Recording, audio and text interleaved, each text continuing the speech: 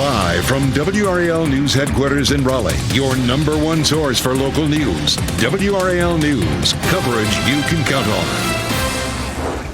Better pay and health benefits, just two of the issues behind the latest teacher call-out. Supporters and teachers weigh in.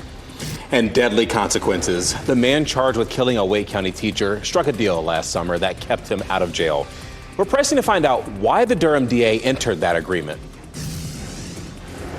And things are feeling really nice on the patio right now. We are headed into the upper 60s to low 70s. I'll show you how many more days we'll have like this week. Educators across Wake County were out of the classroom calling on state lawmakers to raise their pay. Good afternoon, everyone. I'm Renee Chu. And I'm Chris Levigan. Thank you so much for joining us this afternoon. Educators across Wake County and beyond were out of classrooms today calling on state lawmakers to raise their pay. WRAL's Flynn Snyder is live at a protest site in Cary. And Flynn, dozens of people tried to make their voices heard today. Renee, they lined the sidewalks here at Northwest Maynard and at Chapel Hill Roads, holding homemade signs as cars honked driving by in support. Sky 5 flew above as educators called for higher pay for advanced degrees, healthcare premium increase caps. They also called for unfreezing experience-based pay increases and the restoration of health benefits when teachers retire. Teachers from at least 50 schools, mostly in Wake County, were set to take part in calling out today. That includes a teacher of nearly 20 years at Cary High who told me the lack of these benefits for some is taking a toll. It is difficult to come to work every day because we feel like the support systems that we need are falling apart behind us. Some top state lawmakers have not responded to WRAL's questions about the walkouts and the demands from teachers today. The proposed House budget would accomplish some of what teachers are demanding, while the Senate budget does not propose those things. Both chambers remain at a stalemate over a spending plan. Wake County public school officials say they do not expect major disruptions in the classroom as a result of these callouts. They say that most of the substitute teacher requests have been filled for today. Meanwhile, North Carolina Teachers in Action, the group behind the protests and callouts today, says they plan to hold similar demonstrations on the 7th day of each month now through April. Flynn Snyder, WRAL News, live in Cary. And WRAL is asking questions about Ryan Camacho's criminal history and how his cases were handled in Durham specifically. Camacho is charged with the murder of Ravenscroft teacher Zoe Welsh in Raleigh. And now more people are raising concerns about why he was not in jail or a mental health facility. Here's WRAL's Monica Casey. Court records show if two cases here in Durham County involving Ryan Camacho had gone differently last April, he might have still been in jail right now and would not have been free last weekend.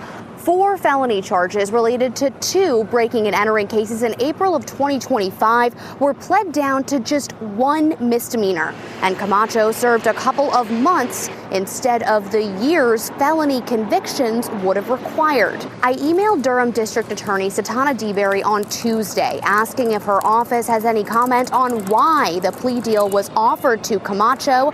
I also went to her office at the Durham County Courthouse in person. My name is Monica. I work for WRAL. An employee working at the front desk told me the office had no comment. We are now speaking with more people who say Camacho broke into their homes, and they have concerns about how their cases were handled as well. We'll hear from them coming up in our early afternoon newscasts. Reporting in Durham, Monica Casey, WRAL News. Now, Zoe Welsh is being remembered as a special teacher and a person. She was a science teacher at Ravenscroft and chair of the science department. Online, Governor Josh Stein said, quote, "My heart goes out to her family and students." Raleigh Police Chief Rico Boyce also shared something. He said, quote, "I am deeply heartbroken. Whenever there is a loss of life in our community, it affects us all." We are following breaking news here in the WRAL Live Center at this noon. Right now, we have a live picture of what is being reported as an ICE-involved shooting. We're seeing ice snowballs being thrown at people, a huge presence of law enforcement here as crowds are approaching with people with cell phones. All of this playing out in Minneapolis right now, again, after this reported shooting involving federal law enforcement that happened this morning. Now, details right now are very scarce, but we're told that the shooting reportedly happened at East 34th Street in Portland Avenue. That's for people who are familiar with Minneapolis right now. Again, ICE was conducting some type of search in this area, but details right now are very limited. We're going to stay on this scene here with the images coming from Minneapolis this noon. Laura, thank you. The warm air is here, and later in the week, we will see near record highs. Elizabeth Gardner, more than happy to ditch the studio and get out on the WRAL weather patio. She has a look at why temperatures are this warm in January. It looks pleasant out there, Elizabeth. Oh, Renee, you know me so well. So happy to be out here. I mean, I'd be happy if it was cold. I just love to be outside, but it doesn't get much better in my book than temperatures like this. 69 right now is what we're looking at in South Hill for this afternoon, 72 in Benson and 73 in Clinton. Well above normal for this time of year, but again, nice to see some of these warm temperatures that are going to be with us here for a little while. Temperatures are likely to continue to climb. We'll see a cold front that comes through for tomorrow. That's going to bump our temperatures down just a little bit. This is a live look at Wilson as well as Durham and Fayetteville. 68 in Wilson and Durham and 66 degrees in Fayetteville.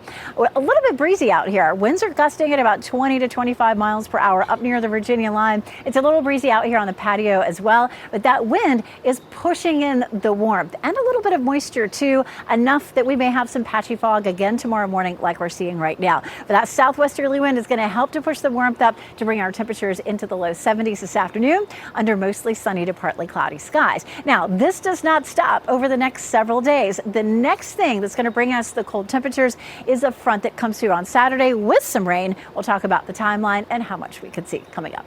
All right, sounds good, Elizabeth. Thank you. A second person now faces charges after a 4-year-old accidentally shot himself. Durham police arrested Sean Baker, and he faces numerous charges, including felony negligent child abuse, possession of a firearm by a convicted felon, and trafficking fentanyl. Police say the child accidentally shot himself with an unsecured gun back in November. Sky 5 was above that scene on Greenbrier Road. The boy's mother appeared in court in November, and she's also charged with felony child abuse and misdemeanor permitting a child to use a firearm. At last check, that boy was in the hospital. And no charges will be filed against the driver who hit and killed a pedestrian in Fayetteville. This story is an update to breaking news that we first reported this morning. This happened at the intersection of West Mountain Drive and Gillespie Street. Police say that 41-year-old Hillary Jarman was illegally in the road when a driver struck and hit her. The driver stopped, called 911, and is cooperating with that investigation.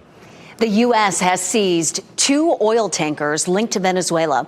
The Bella 1 was initially pursued by the U.S. Coast Guard off Venezuela last month. U.S. forces also took control of the tanker Sophia in the Caribbean. The Department of Homeland Security says both ships are part of a large ghost fleet of sanctioned vessels. Each carries oil from Russia, Iran, and Venezuela to Asia in defiance of Western sanctions. President Trump is also pushing for the U.S. to take over Greenland, insisting that the United States needs the territory for security reasons. The president and his team are discussing a range of options for acquiring the Arctic territory from Denmark.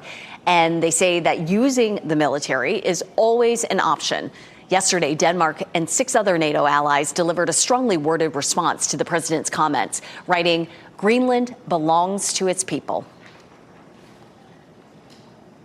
I certainly was amongst those who, 12 months ago or 6 months ago, dismissed his talk of taking over Greenland as an intentional distraction. I think now you have to really think about what's in the president's brain. Several Republican lawmakers, including Speaker Mike Johnson, oppose taking over Greenland. Georgia will hold a special election March 10th to replace former Representative Marjorie Taylor Greene. And this will happen just months before the midterms. Nearly 24 candidates are looking to fill the vacated seats in the deeply conservative district. Only 2 of them are Democrats. And the deadline for candidates to qualify to run in the special election is exactly 1 week from today.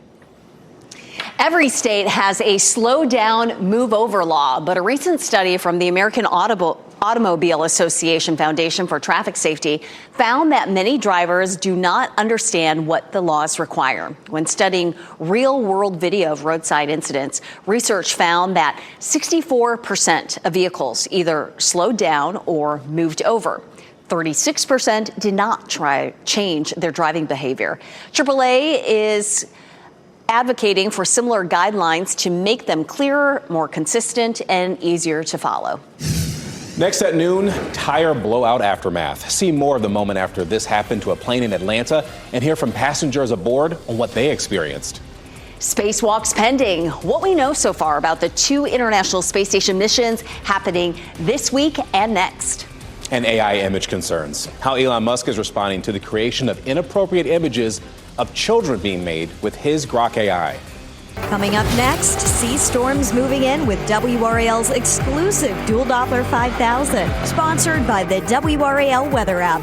Download now for live radar.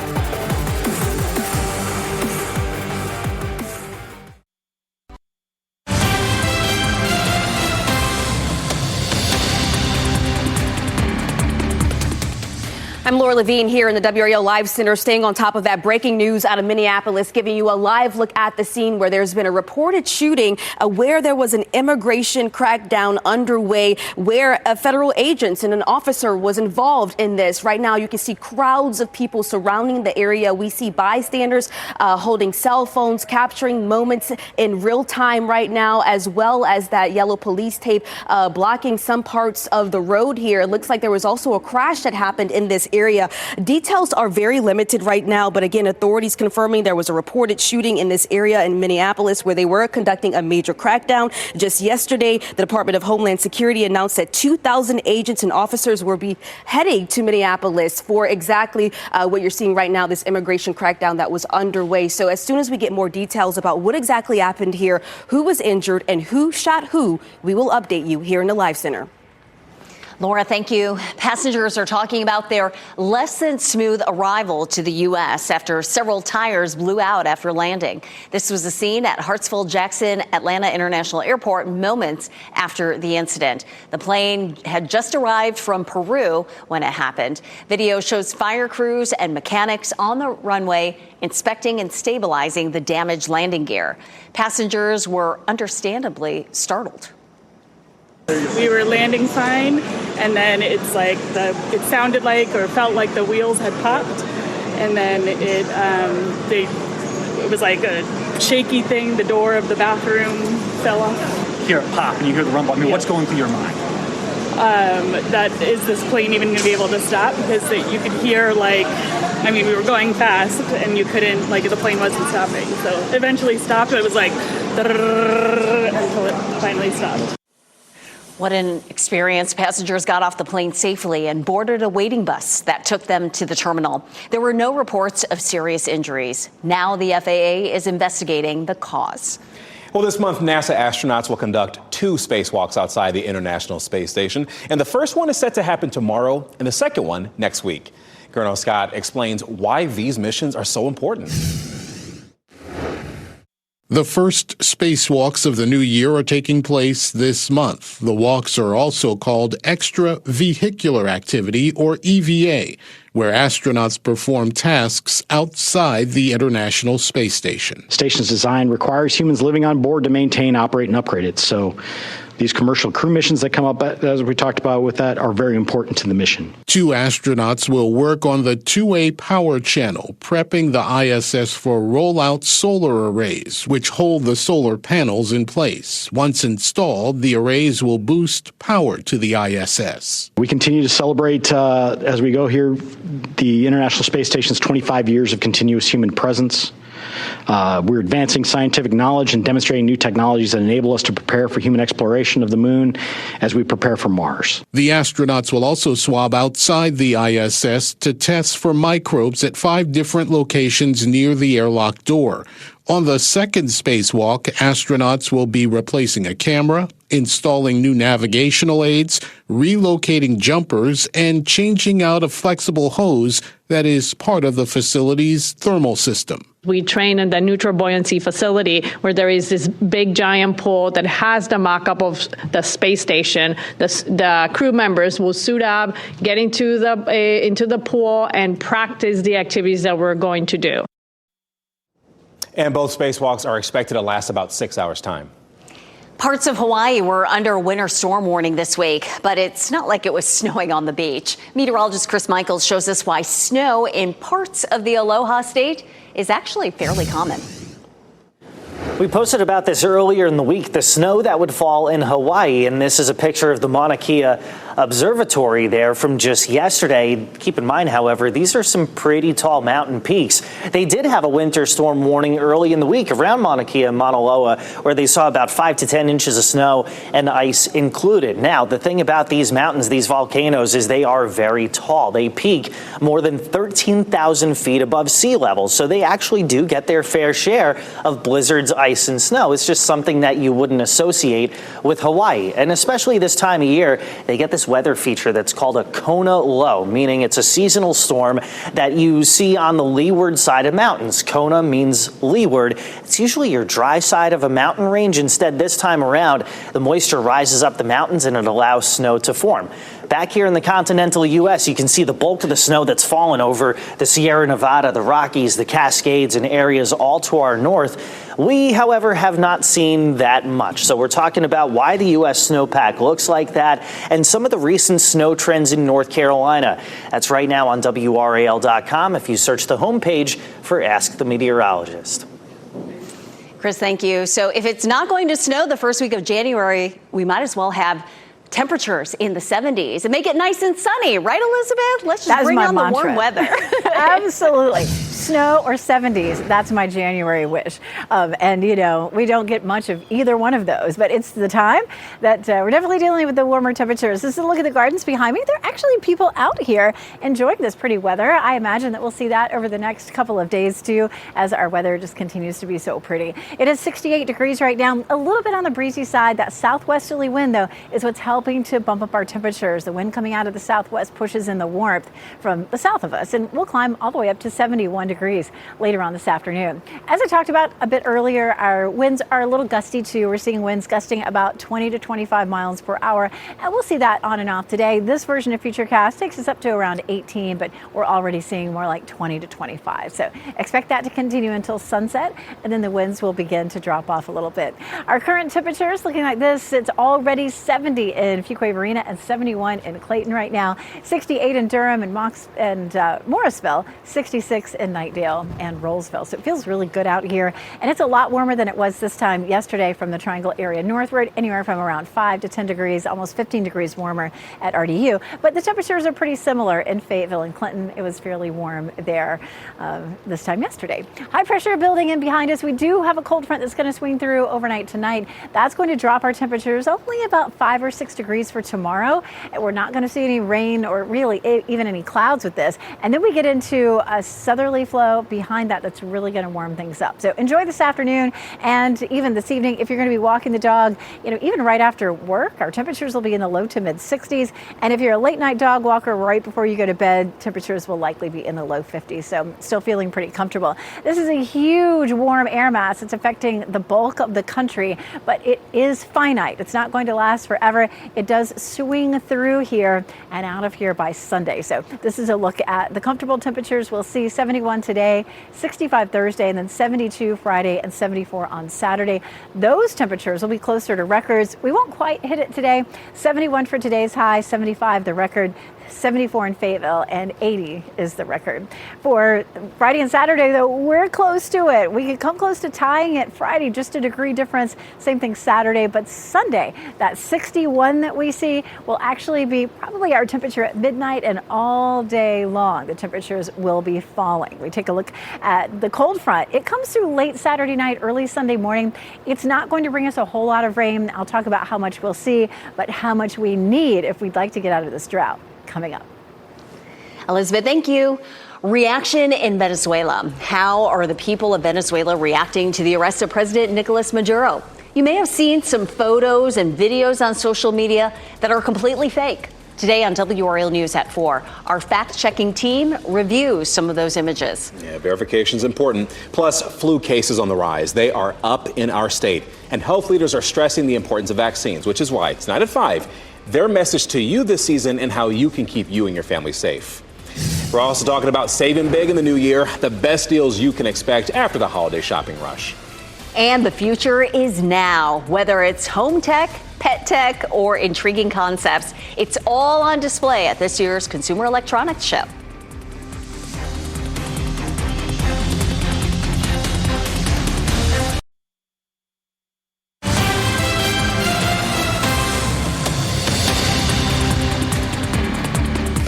Happening now here in the WRAL Live Center, Health Secretary Robert F. Kennedy Jr. now declaring war on sugar. Let's explain. This comes as the new dietary guidelines for Americans has been released. In this latest White House briefing, it goes over the updated recommendations for a healthy diet, which includes that Americans should eat more whole foods and protein, fewer highly processed foods, and less added sugar. All of this comes as Kennedy has for months stressed overhauling the U.S. food supply as part of his Make America Healthy Again agenda.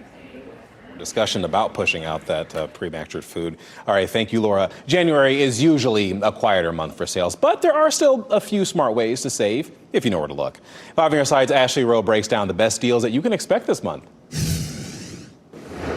After the holiday rush, many of the deep discounts in November and December disappear. That's why it's especially important for shoppers to know what to expect. Consumer Reports closely monitors pricing trends throughout the year and has shopping tips on what big ticket items go on sale each month. It's going to be a little bit of a dearth of deals and discounts for a little while, but there are still some opportunities to save. MLK Weekend is the biggest sales event of the month, and it's especially good for shoppers looking to replace large appliances.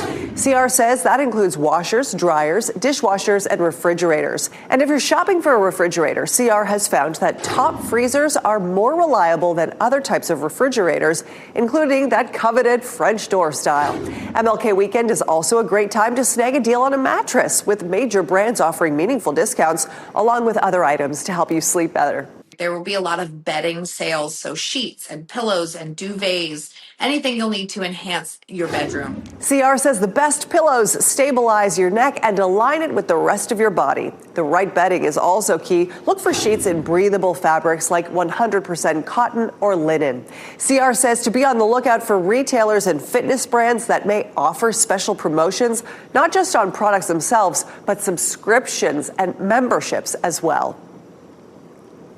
NVIDIA unveiled faster AI chips earlier than usual this year. The company's CEO released a new AI server system called Vera Rubin. It's happened during the Consumer Electronics Show in Las Vegas. Massive demand for the new system pushed NVIDIA to release the server earlier than expected. And the new chip is nearly 4 times faster for training AI models.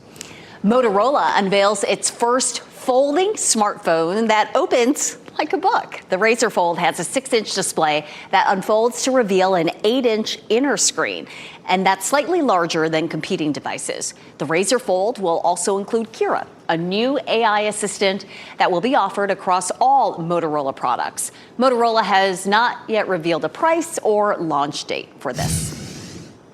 Frustrated and confused, people in Rocky Mount are demanding answers about utility bill errors. The meeting today that could provide them answers.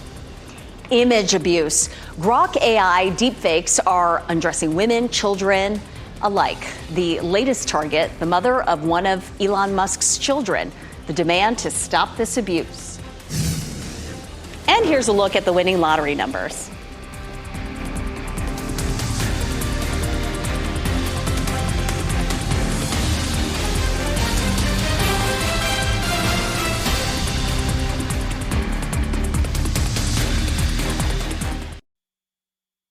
Shot in 4K ultra high definition. Your number one source for local news. WRAL News. Coverage you can count on. A Goldsboro man is in the Wake County Detention Center on no bond after swinging a machete in the Go Raleigh bus station. WRAL's Elizabeth Holmes is looking into the charges he faces this afternoon. Elizabeth. Renee, 49-year-old Rafael Cisneros was arrested at the bus station on Blunt Street in downtown Raleigh yesterday evening. His arrest warrant alleges that he was swinging a machete and making threats inside the station. It adds Cisneros retrieved a large rusty machete from his backpack after making threats to cut a female victim and swung it towards another unknown male. Cisneros faces 5 misdemeanor charges: disorderly conduct at a terminal, carrying a concealed weapon, communicating threats, simple affray, and going armed to the terror of people. That means he was carrying an unusual or dangerous weapon in public to frighten people. Cisneros was not granted a bond because he was charged while out on bail for 2 other cases. He has pending charges for assault on a female. That happened back in July. Then he was charged with 2 counts of simple assault and second-degree trespass for an incident that happened on December 5th. Cisneros' first court appearance is scheduled for 1:30 this afternoon. Happening now here in the WRAL Live Center, we now have new information regarding the shooting that took place near this immigration crackdown enforcement in Minneapolis. The Department of Homeland Security says that they're telling NBC News the incident was allegedly vehicle ramming related. According to the spokesperson for the Department of Homeland Security, Tricia McLaughlin, she says federal law enforcement said a woman rammed her car into them, but noted that the department is still gathering information, this likely inciting the shooting or what caused the shooting. So Governor Tim Walz also speaking out this noon, saying that his public safety team is working to gather more information as well. We will continue to work to gather those new details and bring them to you. Just a heavy law enforcement presence out there right now, Laura. Thank you. We are expecting to get answers from Rocky Mount leaders about issues with people's utility bills. And this is happening as the state auditor's office is investigating the city's financial trouble. Those financial issues led to an increase in natural gas and electric rates. And today, people who live in Rocky Mount hope to get answers about another problem with their bills. They're claiming to switch it from a 60-day pay period to a 30-day pay period, but we've been paying every month. So that doesn't make sense. That doesn't calculate. Yeah, it just doesn't work for them. Rocky Mount Mayor Sandy Robertson took to social media with a statement saying, quote, "It is clear why residents are upset. I don't blame you, but we will get some clear answers for everyone during the special called meeting." And that special called meeting is this afternoon at 2, and WRAL will be in the room. Raleigh Convention Center leaders hope to start hosting events again this month. This comes a little more than a month after a fire broke out on the roof. It caused an estimated $2 million in damage. In an update to Raleigh City Council yesterday, Convention Center officials say they expect to get occupancy certification within the next few days. Once that happens, they can start hosting events. Job is to support downtown. The hotels need us, the restaurants need us. We've heard this over and over as we talked about expansion, and so it's really important. You know, we saved about $4 million worth of business in the first 3, but more than that, we saved over 28,000 hotel rooms. Those are rooms that keep people employed and owners open. The council also approved a temporary resolution to give the city manager the authority to approve contracts during the recovery period. The town of Holly Springs is celebrating the opening of the first segment of the road widening project there. And that project connects local traffic to the recently opened NC 540 corridor. It will add a 4-lane roundabout and a new bridge. There will also be new pedestrian activated traffic signals near the elementary and the middle school complex there. New pictures are giving us a look at the progress at renovations over at North Carolina's Museum of History. These photos right here on your screen, these show the exterior near the Bicentennial Plaza, the old museum shop, and the former story of North Carolina exhibit. And the museum closed last year, you may recall, for a project that will cost about $180 million, but it should take about 2 years to finish. There is growing outrage over Elon Musk's social media platform X and Grok AI. The program allows anyone to take images of real people and make them sexually explicit, including minors. NBC's Gotti Schwartz explains.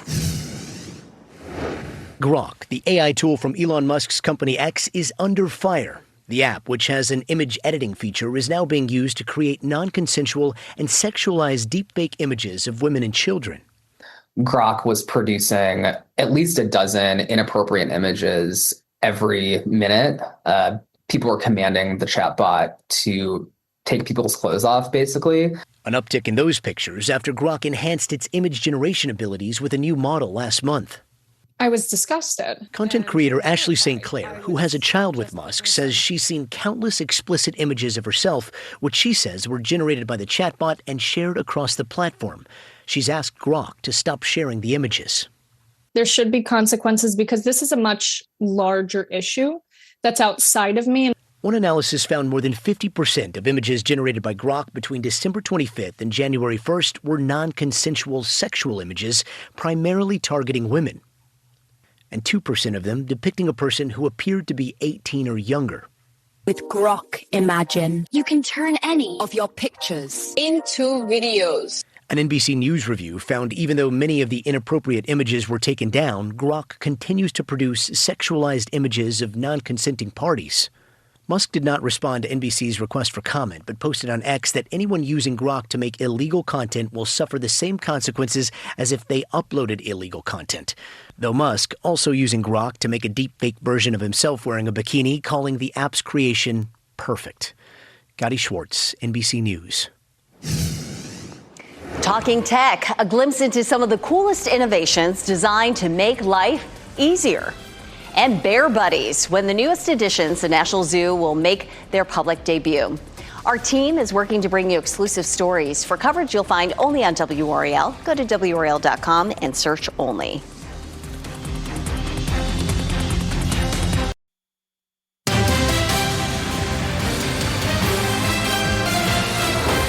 Our teacher of the week always knew she wanted to have a career in education ever since she was a little girl.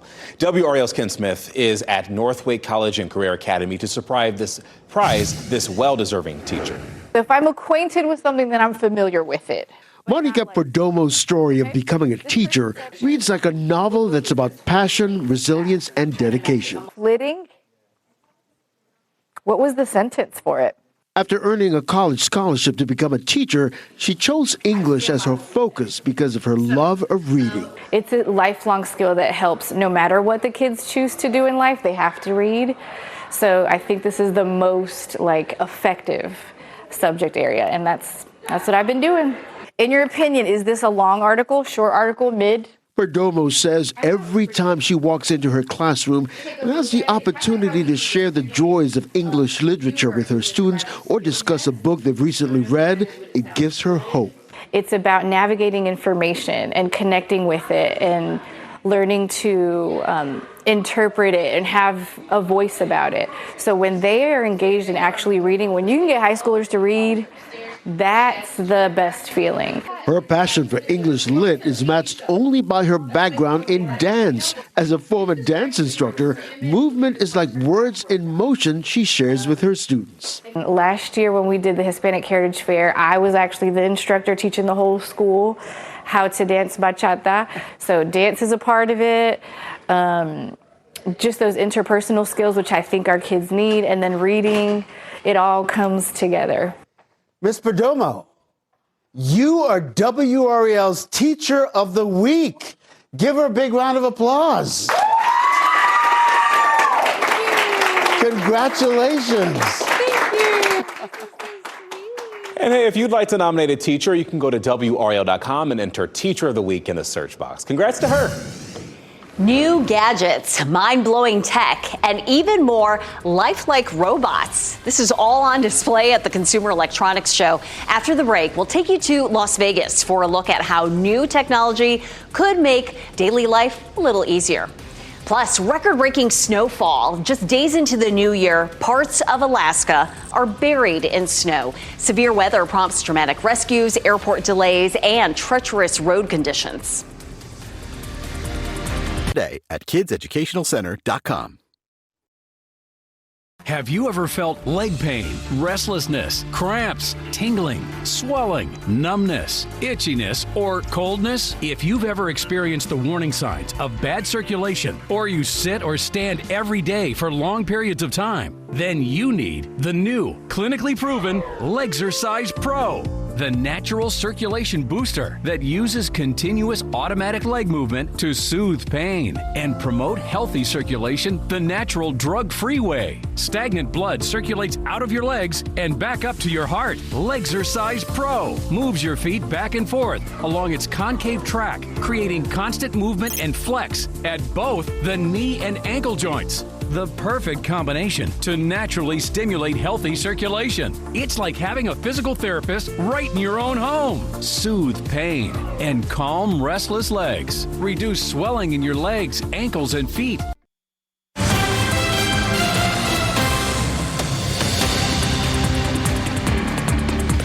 I'm Laura Levine here in the WRAL Live Center, where Republican Florida Governor Ron DeSantis has now announced that he plans to call a special session in April for the Republican-dominated legislature to draw new congressional districts, joining a redistricting arms race among states that have redrawn districts mid-decade, as we know what we saw play out here even in North Carolina. So even though Florida's 2026 legislative session starts next week, he said that he wanted to wait for a possible ruling from the U.S. Supreme Court on a key provision of the Voting Rights Act. Congressional districts in Florida that are redrawn to favor Republicans could carry some big consequences for President Trump, as we know, and his plan to reshape the congressional districts in GOP-led states. Of course, we're going to continue to follow this in the days and weeks to come. We certainly will. Laura, thank you. The biggest names in tech are at the Consumer Electronics Show in Las Vegas this week. NBC's Susan Hogan shares a few of the fan favorites and innovations aimed at changing our daily lives. My follower count is climbing faster than my battery percentage drops. Meet the newest members of the household, from talking robots. Basically, I am the multitasker your phone wishes it could be. To talking appliances that will cook your food with just the command of your voice. Hey, air fryer, cook chicken nuggets. Baking frozen chicken nuggets. 390 degrees. My kids don't listen to me, but this does. This is a robot that will actually do your laundry for you. It will not only put clothes into the wash machine and set it, it will also take them out and put it into the dryer. I mean, what? AI companions are designed to feel lifelike, emotional, and responsive. 2, 1, cheers. Some look like pets, robotic dogs that recognize voices, respond to touch. This isn't novelty tech anymore. It's companionship by design. Let's go talk about in the middle of the desert. I mean, when in Vegas, right? Now we have a system called Auto Captain that will actually just, at the press of a button, dock the boat for you, and this system simulates it. This year's CES floor is packed with AI designed to make your life, well, easier. Here. Wireless TV, it's only 9 millimeters thick. Look at that. It's easy. It's called wallpaper TV. That was so cool. Let's go see more. This is new technology here using red light, which is all the rage. So as you're drying your hair, it's detecting the health of your scalp. Oh my God, there's a robot that will even play chess with you. If you love to go camping, this is a mini projector. You can literally go outside, set it up just like that, and then your whole family can sit around the campfire and watch a movie. Okay, I definitely want the robot that does my laundry. More than 5,000 companies from around the world are taking part in this year's event. The convention wraps up Friday with an estimated attendance this year pushing 150,000. Looks like Skynet's almost here. Hey, people in Anchorage, Alaska experienced back-to-back record-setting the snowfall on Monday and Tuesday, too, and more is expected today. Some areas recorded more than a foot of snow. The severe weather caused some significant delays over at the airport at Anchorage. Police responded to more than 50 vehicle accidents there, as well as dozens of calls from 911. A winter storm warning remains in effect as many people prepare for another round of snow, but don't worry, nothing like that here. Actually, if you want proof, we had meteorologist Elizabeth Gardner out on the WRAL severe weather patio. It's clear, it's calm, it's nice outside, no snow. No snow here, nothing even close to it. As a matter of fact, we're going to hang on to these temperatures that'll be near records by Friday and Saturday, all the way till Sunday. Then we get into next week and it feels like winter again, but just the normal temperatures, highs in the 50s, lows in the 30s, that sort of thing. In the gardens behind me just a few minutes ago, there were some people out here. I had some company. I think everybody has maybe wandered off to lunch or something like that, but it's such a wonderful day to spend some time outside. It is just a little bit breezy, but that southwest wind is what's pushing all that warmth into our our area. And we're looking at some gusts up to around 20-25 miles per hour this afternoon. Our current temperature is 68 degrees, very, very comfortable, especially if you're in the sun. Now, the next weather maker will change all of that for us. It will bring us some rain over the weekend, namely late Saturday into very early Sunday morning. And then starting during the day Sunday, we'll see our temperatures really starting to drop once that front comes through. So here it is, our next weather maker. We do have a weak cold front out ahead of this that drops our temperatures slightly for tomorrow. It's not a big change. And then this front, when it gets closer, it's really going to give us a strong push from the south. So very warm ahead of it. That's when we get near records on Friday and again on Saturday. But you can see winter right behind this system. Rainy, maybe even stormy across the Mississippi Valley. We'll have some rain mainly in the western part of North Carolina, and then winter rolls right back in. I mean, you know, it's January. Let's check out Friday. Today is beautifully clear. It looks like Friday we might get into what we call that wedge or cold air damming pattern. In this situation, it's not going to be cold air, really, at least not at the surface. We should still be nice and warm on Friday, but it may be a bit more cloudy, a little bit breezy, and there could be a sprinkle or two. We may see a few breaks in the clouds on and off during the afternoon. And then Saturday's for sure not a washout. We take a look at our rainfall. It doesn't even start to move into our western counties until 3:30 or 4 o'clock, right through the middle of the viewing area around 7. So if you have dinner plans on Saturday, you might have some rain in the area, and that could last until midnight or into the wee hours on Sunday morning, and then it moves right on out, and that's really the bulk of the rain that we'll see at least in the next 7 days. It looks like a lot more in the mountains. A couple of inches are possible in the southern mountains, maybe 1 to 1.5 in the north, but for us, we're only talking about 1/4 of an inch. We need 4 to 6 inches of rain in a month to erase the drought situation that we're in right now, and Saturday will only bring us 1/4 of an inch. Of course, we still have a lot of January left. We'll see if we get more rain. We definitely could use it. We do have, of course, those very warm temperatures near record highs Friday and Saturday, and then Monday and Tuesday will feel a lot more like winter again. So enjoy it while it lasts. We most certainly will. Elizabeth, thank you. Secret episode? Rumors are swirling about a 9th episode in the final season of Stranger Things. We will help clear up the fan theory known as Conformity Gate.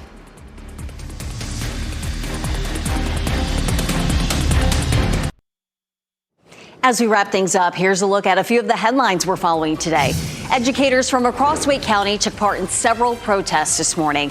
They lined the sidewalks at the Northwest Maynard and Chapel Hill Roads intersection in Cary. The group is calling for higher pay for advanced degrees, health care premium increase caps, and they also called for unfreezing experience pay increases, as well as the restoration of health benefits when teachers retire. A second person now faces charges after a 4-year-old accidentally shot himself. Durham police arrested Sean Baker, the father of the child. He faces numerous charges, including felony negligent child abuse. And police say the child accidentally shot himself with an unsecured gun back in November. This was on Greenbrier Road. The boy's mother is also charged in that case. A man is in the Wake County Jail on no bond after making threats with a machete at the Go Raleigh bus station. 49-year-old Rafael Cisneros is accused of swinging a machete at the bus station and threatening a woman nearby. He is charged with disorderly conduct at a terminal, carrying a concealed weapon, and more. He is expected in court at 1:30 this afternoon. Well, the end of Stranger Things has helped to make it one of Netflix's most watched shows, right? But there's talk of a secret 9th episode. That viral 9th episode refers to the previously unannounced documentary that follows the making of the final season of Stranger Things, One Last Adventure, is what it's called. It's the making of the Stranger Things Season 5, giving fans an inside look into the creation of that final installment. It premieres on Monday. The Smithsonian National Zoo welcomed 2 new residents, but you'll have to wait until the spring for their big debut. Take a look at this pair of sloth bear cubs. The 2 were born on December 7th in an off-exhibit den in the zoo's Asian Trail exhibit. Sloth bears are hybrids of the Malayan sun bear and the Asiatic black bear. Currently, the cubs are receiving great care from their mother, Molly. All right, now let's talk about our pet of the day. Say hello to Oscar. The cat likes sweets there. Oscar's affectionate personality would warm the coldest of hearts. And with the love of the toys and kitten friends, Oscar's would make the perfect addition to someone's home. If you are looking to adopt Oscar, you can contact catangelsnc.org. He is ready to jump into your heart and into your home. Reaction in Venezuela. How are the people of Venezuela reacting to the arrest of President Nicolas Maduro? You may have seen some photos and videos on social media that are completely fake. Today on WRAL News at 4, our fact-checking team reviews some of those images. NBC News Daily is next on WRAL. Your next local news update in 30 minutes. And don't forget, you can always get your news updates anytime with our WRAL News app. Hope you have a blessed day today.